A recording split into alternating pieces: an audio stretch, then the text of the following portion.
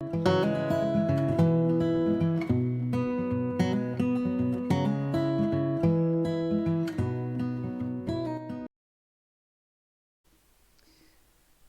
je een bol te tekenen, dan begin je natuurlijk met het tekenen van een mooi ronde cirkel.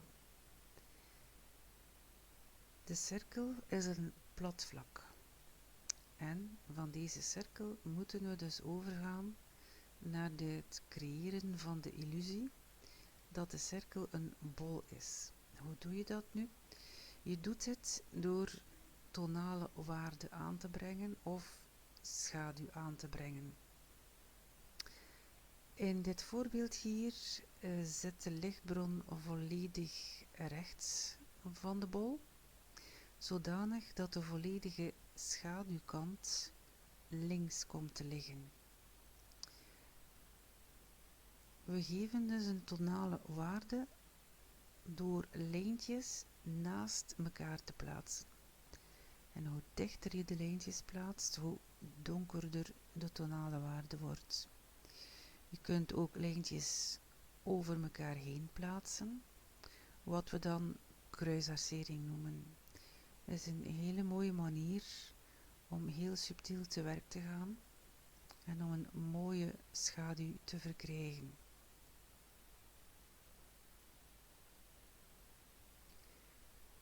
Wanneer de bol nu wegdraait van de lichtbron, dan is daar een bepaald vlak op de bol die wat donkerder van schaduw is. Nu, hoe komt dit?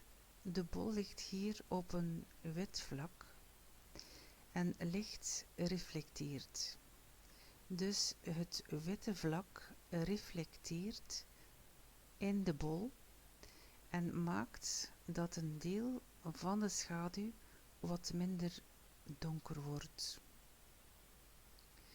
Het is ook zo dat wanneer de bol dus op een donker vlak ligt, dat je dan minder reflectie in die bol krijgt en dat de schaduw dan wat gelijkmatiger is.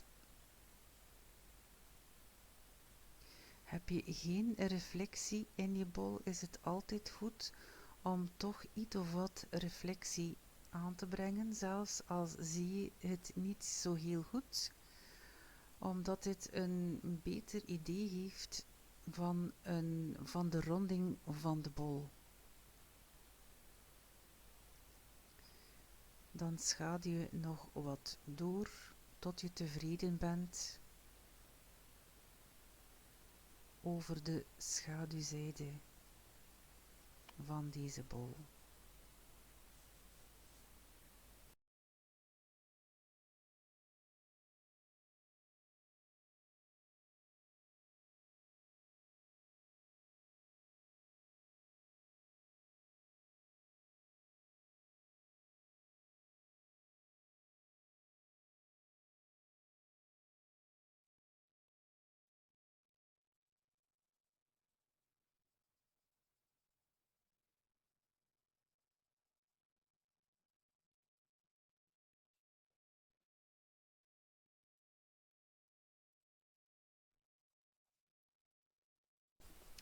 Nu we tevreden zijn over onze schaduwzijde, gaan we over tot het schaduwen van de lichtkant. De lichtkant heeft namelijk ook een schaduw, wat we halfschaduw noemen. Dit is een gradatie van donker naar licht, te beginnen vanaf de schaduwzijde. Dus we brengen een gradatie aan tot aan het centerlicht. Het centerlicht is de plaats waar de lichtbron direct op ons voorwerp schijnt. En dat is dan ook de plaats waar het meeste licht zich bevindt. We doen dit ook door lijntjes naast elkaar te plaatsen, om zo te komen tot een mooie grijze gradatie van donker naar licht.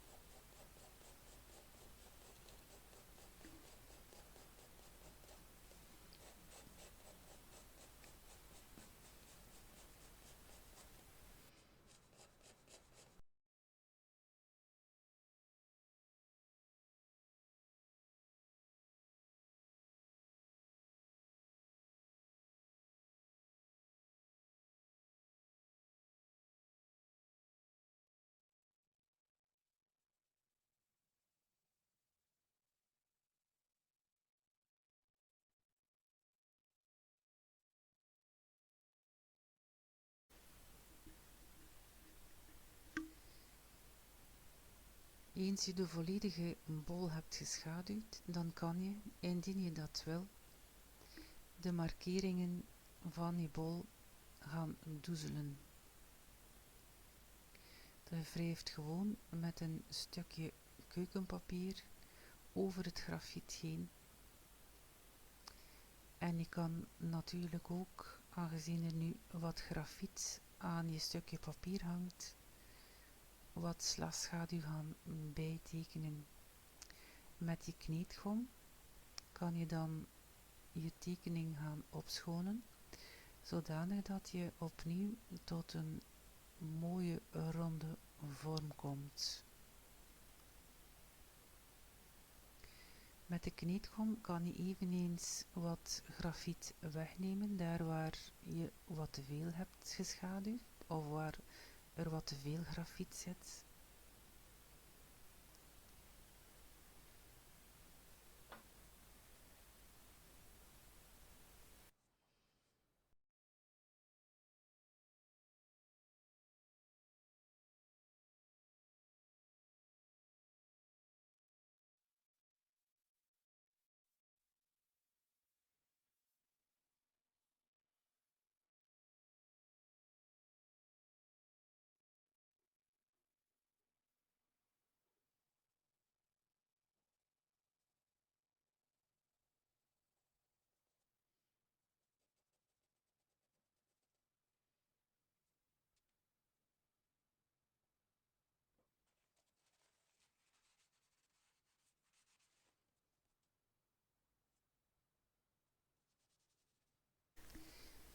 Eens je de bol volledig hebt geschaduwd en je bent tevreden, dan kan je eveneens de slagschaduw aanbrengen.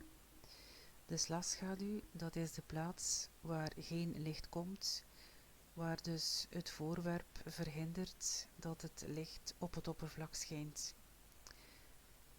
De slagschaduw is het donkerst dicht bij het voorwerp en wordt lichter naarmate het zich verder van het voorwerp bevindt. Ook de randen van de slagschaduw zijn het scherpst dicht bij het voorwerp en worden eveneens zachter naargelang het verder weggaat van het voorwerp.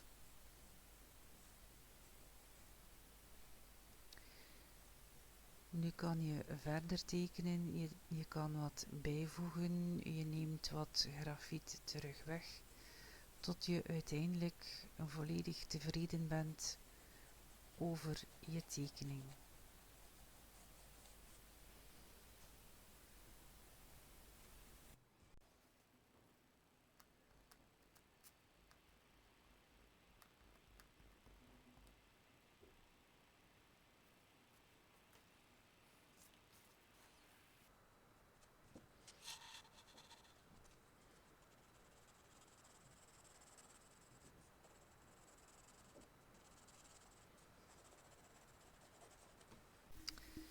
Nu kan je ook nog een occlusieschaduw aanbrengen. Dat is de schaduw die zich bevindt tussen het voorwerp en het oppervlak. Daar komt helemaal geen licht en is hierdoor het donkerst. Het geeft ook het gevoel aan dat het voorwerp op het plat vlak ligt. Dus dat het voorwerp een bepaald gewicht geeft en niet zomaar ergens rondzweeft in de ruimte.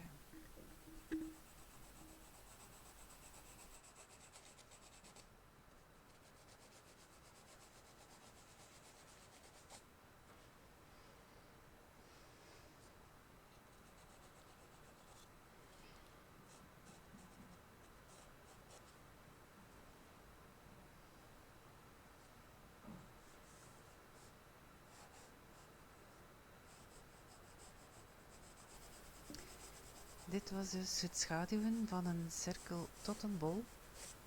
Aan jullie om het uit te proberen. Veel succes gewenst.